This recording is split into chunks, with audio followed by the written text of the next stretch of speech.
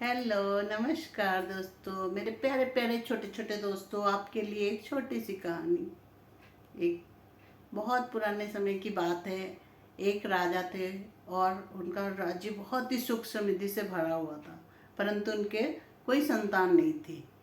और राजा रानी बहुत ही दयालु थे और बहुत ही अपनी प्रजा का बहुत ध्यान रखते थे, परंतु उनके कोई संतान नहीं थी। बहुत दिनों बाद उनको एक लड़की राजकुमारी का जन्म हुआ उनके राज्य में। तो राजा ने बहुत खुशी मनाई, बहुत करा और उसके नामकरण जब रखा और उसके लिए खुशियाँ मनाई। तब अपने राज्य में जितनी भी परियां थी और सबको बुलाया, लेकिन एक बुरी परी थी उनके राज्य में और उसे ही बुलाना भूल गया राजा। तो जब सब परियां आके उसे आशीर्वाद दे रही थी राजकुमारी को, उस समय बुरी परी आई। आंधी तूफान आने लगा, अंधेरा हो गया, सब बोले ये क्या हो गया। एकदम वो कहर बन के आई। आके उसने गुस्सा हुई और बोले राजा, मुझे इसके उसमें नहीं बुलाया जन्म की खुशी में, तो मैं तुम इसके जन्म पे खुशियाँ मना रहे हो। तो मैं कहती जब ये 16 साल की होगी और इसके हाथ में चरखे की सुई चुभ जाएगी और ये मर जाएगी, देख लेना, मेरी बात गलत नहीं हो सके, कह के वो चली जाती है।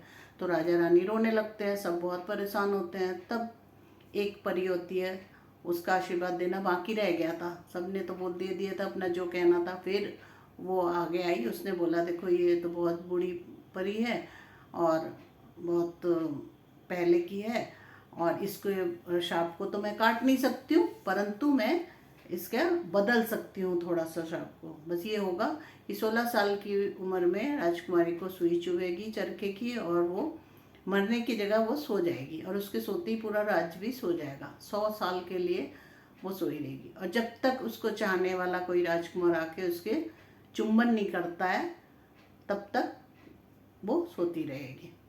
अगर कोई नहीं आता है तो सोचो वो मरी गई एक तरह से। और राजा ने चिंतित हो जाते हैं और राजा उसके बाद पूरा ढिढोरा पिटवा देते हैं, पूरे राज्य में ऐलान कर देते हैं कि कोई भी सुई, किसी तरह की सुई नुकीली चीज़ हमारे राज्य में नहीं होगी। तो सब कुछ बंद कर दिया जाता है, नष्ट कर दिया जाता है और फेंक देते, नहीं होता है। उसने कभी सुई देखी नहीं थी। धीरे धीरे राजकुमारी बड़ी होने लगती है। जब वो 16 साल की हो जाती, 16 साल की, एक दिन वो घूमते घूमते राज में अपनी सहेलियों के साथ घूमते घूमते खेलते हुए राजमहल के छत पे जाती है। वहाँ वही बूढ़ी जो परी थी, बूढ़ी वाली, वो एक चरखा लेके बैठी होती है और उसमें सूत काटती है। चरखा होता है जिससे सूत काटा जाता है, एक तरह की मशीन होती है, उसमें सुई होती है। तो वो आके देखती है राजकुमारी, अरे बूढ़ी माँ ये आप क्या कर रहे हो। कह रहे मैं सूत निकाल रही। कहती क्या चीज़, उसने तो कभी देखी नहीं थी। तो बोले मुझे भी थोड़ा करने दोगे आप। तो बोला हाँ हाँ बिल्कुल करो, इसको करके देखो। और जैसे ही राजकुमारी इसमें हाथ लगाती है उसके हाथ में सुई चुभ जाती है और वो वही मर जाती है, यानी कि सो जाती है।